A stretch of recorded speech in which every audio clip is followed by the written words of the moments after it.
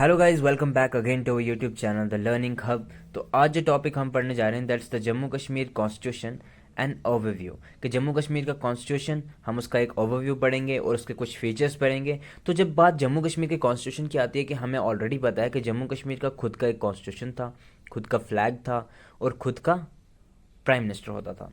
तो वैसे ही अब सिंपली है कि जम्मू कश्मीर का एक खुद का कॉन्स्टिट्यूशन था और ये जो कंसेप्ट था कॉन्स्टिट्यूशन बनाने का, जम्मू कश्मीर का खुद का एक इंडिपेंडेंट कॉन्स्टिट्यूशन बनाने का, ये पार्टीशन के टाइम से भी पहले ये कंसेप्ट आया था।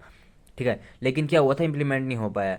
किसकी वजह से? कि जैसे ही पार्टीशन हुआ, पार्टीशन होने के साथ साथ क्या हुआ, जो पाकिस्तानी थे, पाकिस्तानी ट्राइबल मेंस थे, उन्होंने क्या किया, जम्मू कश्मीर में इन्वेट कर दिया। और इन्वेट करने के बाद वहाँ के हालात जो थे वो ऐसे नहीं रहे कि जम्मू कश्मीर की स्टेट जो थी वो अपने लिए क्या है कॉन्स्टिट्यूशन बना सकती।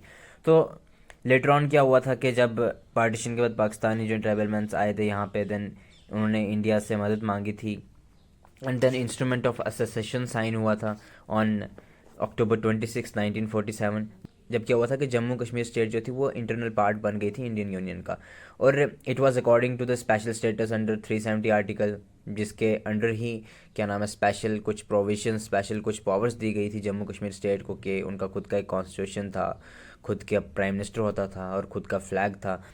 तो फिर लेटर ऑन क्या हुआ था, जो ड्राफ्टिंग कमेटी थी, जो कॉन्स्टिट्यूंट असेंबली थी, उन्होंने स्टार्ट किया था यही इसके कॉन्स्टिट्यूशन के ऊपर काम करना 5 नवंबर 1951 से। और ड्राफ्टिंग कमेटी जो थी उनने प्रेजेंट किया था draft constitution in constituent assembly on 10 अक्टूबर 1956। 1956 10 अक्टूबर में क्या हुआ था कि ड्राफ्ट कॉन्स्टिट्यूशन जो था वो प्रेजेंट किया था ड्राफ्टिंग कमेटी ने कॉन्स्टिट्यूंट असेंबली में। तो उसके बाद क्या हुआ कि जब वो ड्राफ्ट कॉन्स्टिट्यूशन जो है, मतलब होता है ना कि हम किसी चीज़ को फाइनलाइज करने से पहले बताते हैं कि भाई ये जो है हमारे प्रोविजंस है, ये है, हमने ये चीज़ें रखी हुई हैं। तो वैसे एक ड्राफ्ट कॉन्स्टिट्यूशन जो है वो सबमिट किया, प्रेजेंट किया कॉन्स्टिट्यूंट असेंबली में 1956 10 अक्टूबर में। तो उसके बाद क्या हुआ, वो सबमिट होने के बाद उस पर कुछ डिस्कशन हुई डिटेल्ड, देन कुछ डिबेट्स हुई, देन कुछ अमेंडमेंट्स हुई, फिर कुछ चेंजेस वगैरह लाते होते हैं ना कि भाई दिस इज़ नॉट गुड, हमें इसको चेंज करना चाहिए, या इससे इस कम्युनिटी पे कुछ फ़र्क पड़ रहा है, या इससे वो चेंज करना चाहिए बिकॉज इट्स नॉट सूटेबल, या कुछ भी हुआ ना, वो डिटेल्ड क्या हुआ, एक डिस्कशन हुई उसके ऊपर, डिबेट्स हुई और अमेंडमेंट्स लाई गई उनके बीच में। तो then it was approved and adopted on 17 November 1956। 1956 17 नवंबर में क्या हुआ, अडॉप्ट किया कॉन्स्टिट्यूशन को। एंड उसके बाद फोर्स में आया कब, 26 जनवरी 1957। ठीक है, 26 जनवरी 1957 में क्या हुआ, constitution of Jammu and Kashmir force में आ गया। कॉन्स्टिट्यूंट असेंबली की जो टोटल स्ट्रेंथ थी वो थी 75, जिसमें से नेशनल कॉन्फ्रेंस ने जो थी सभी गेन की थी, जिसमें से 75 में से 73 ऐसी सीट्स थी उनकी जो अनअपोज्ड इलेक्ट हो गए हुए थे। ठीक है, ये जस्ट एक ओवरव्यू था। तो इसके बाद हम कुछ फीचर्स पढ़ेंगे इसके जम्मू एंड कश्मीर की स्टेट के जो कॉन्स्टिट्यूशन है उसके कुछ फीचर्स पढ़ेंगे, जिसमें सबसे पहले आता है रिटन कॉन्स्टिट्यूशन। अब रिटन कॉन्स्टिट्यूशन क्या है, ये तो ऑलरेडी आपने पढ़ा ही होगा, जब इंडियन गवर्नमेंट में हमारा इंडिया का मेकिंग ऑफ कॉन्स्टिट्यूशन आपने पढ़ा होगा। तो उसमें सिंपल है कि इंडिया का तो सबसे पहले सबसे लेंथीएस्ट रिटन कॉन्स्टिट्यूशन है। ठीक है, तो वैसे ही जो जम्मू कश्मीर का है जैसे उसका अपोजिट है, एक शॉर्ट इन कंटेस्ट है, ये शॉर्ट कॉन्स्टिट्यूशन है। तो और जो सिंपली अभी हमने पढ़ा कि रिटन कॉन्स्टिट्यूशन है और रिटन फॉर्म में है। तो और ये जो अडॉप्ट किया गया था, ये कब के अडॉप्ट किया गया था, 17 नवंबर 1956 में। और इम्प्लीमेंट कब किया गया था, फोर्स में कब आया था, 26 जनवरी 1957 में।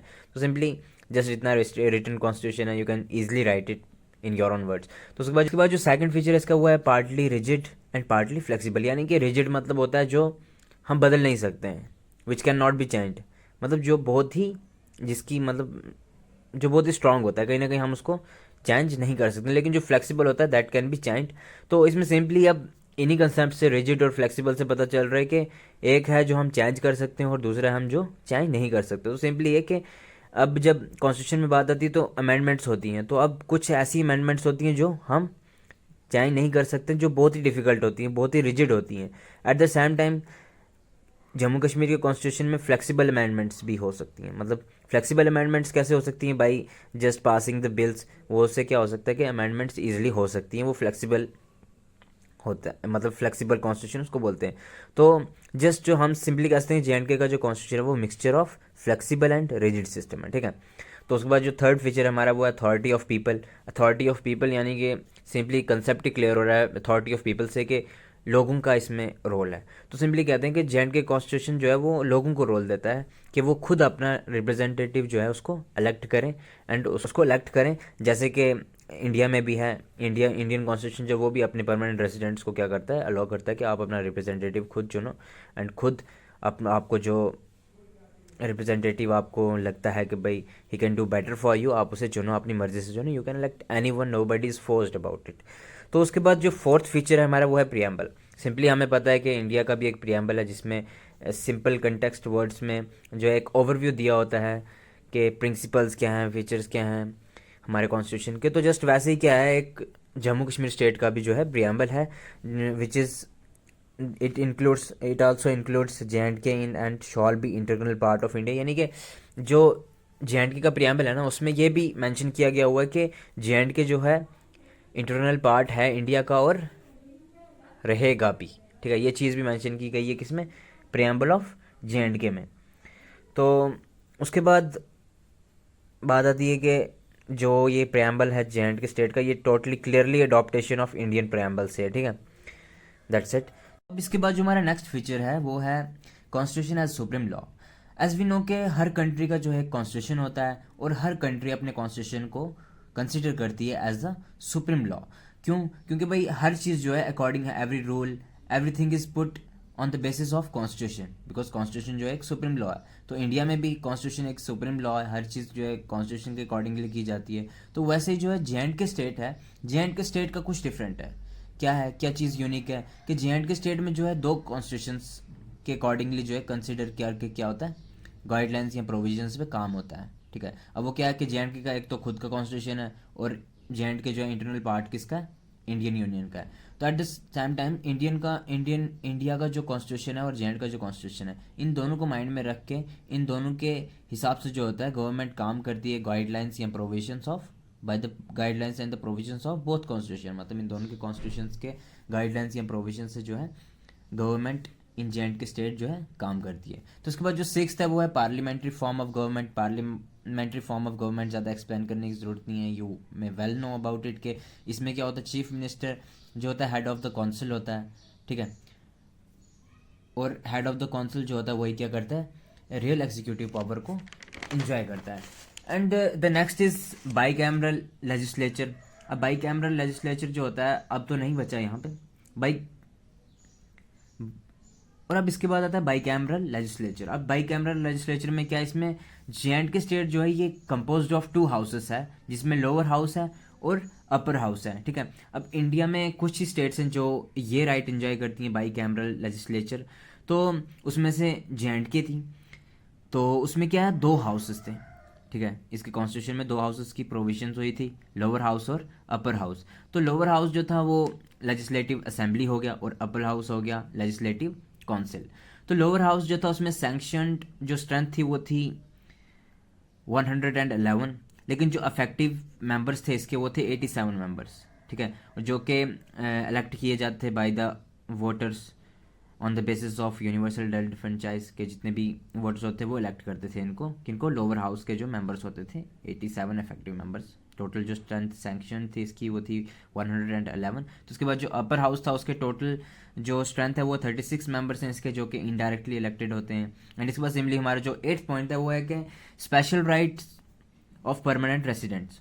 तो इसके बारे में भी हमने ऑलरेडी पढ़ा है, जो पॉलिटिको एडमिनिस्ट्रेटिव लेगेसीज हमने पढ़ी थी उसमें हमने ये भी पढ़ा था कि हमें जो है विरासत में जो है हमें स्टेट सब्जेक्ट भी मिली हुई है। तो वही यहाँ पे बात हो रही है कि special right of permanent resident के, जो परमानेंट रेजिडेंट हैं जम्मू कश्मीर स्टेट के रहने वाले, उनके लिए जो एक स्पेशल प्रोविजन हुई है स्टेट सब्जेक्ट की। ठीक है, जिसके अंडर क्या होता है, उनके राइट्स उनकी डिग्निटी बचाने के लिए क्या है कि भाई वो जो है उनका मतलब कोई भी बाहर से आके जो है JNK स्टेट में जो है जगह नहीं ले सकता, और जो परमानेंट रेसिडेंट है वहाँ के उनको एक परमानेंट सर्टिफिकेट मिलेगी जिसका बाद में नाम चेंज होकर स्टेट सब्जेक्ट बन गया था। तो वही सिंपली कि उनको एक स्पेशल राइट है परमानेंट रेसिडेंट्स को, जो कि प्रोविजन ऑफ स्टेट सब्जेक्ट है।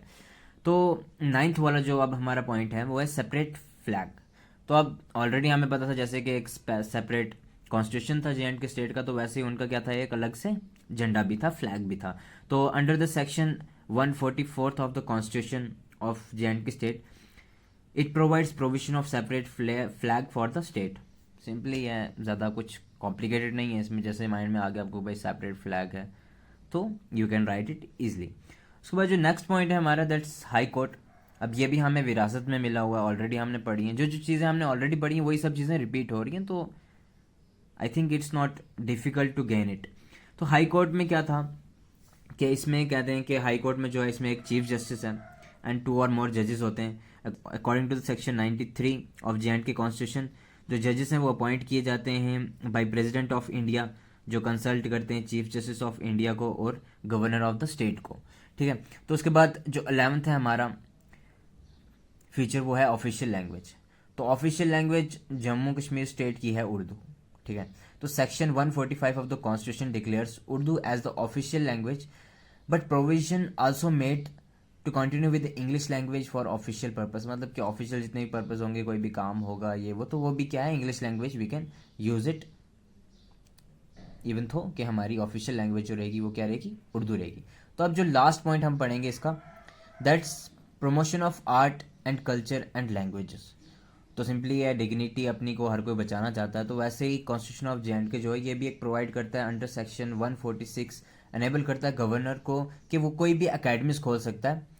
Under section 146 enables governor to open academies of art, culture, language to promote and protect the culture of the particular state। कि भाई इस आर्टिकल इस सेक्शन के अंडर जो है गवर्नर जो है कहीं पे भी कोई भी एकेडमी खोल सकता है रिलेटेड टू आर्ट या कल्चर या लैंग्वेज या कोई भी ऐसा एकेडमी जो जो है वहाँ के रेसिडेंट्स के, जे.एंड.के के रेसिडेंट्स के कल्चर को बचाए, ट्रेडिशन को बचाए, लैंग्वेजेस को बचाए और उनके ओवरऑल जो उनका रहन सहन है उसको प्रमोट भी करे और प्रोटेक्ट भी करे ताकि वो बना रहे। तो दैट्स इट। तो यहाँ पे हमारे मैंने कुछ ही पॉइंट्स जो हैं एक्सप्लेन किए हैं।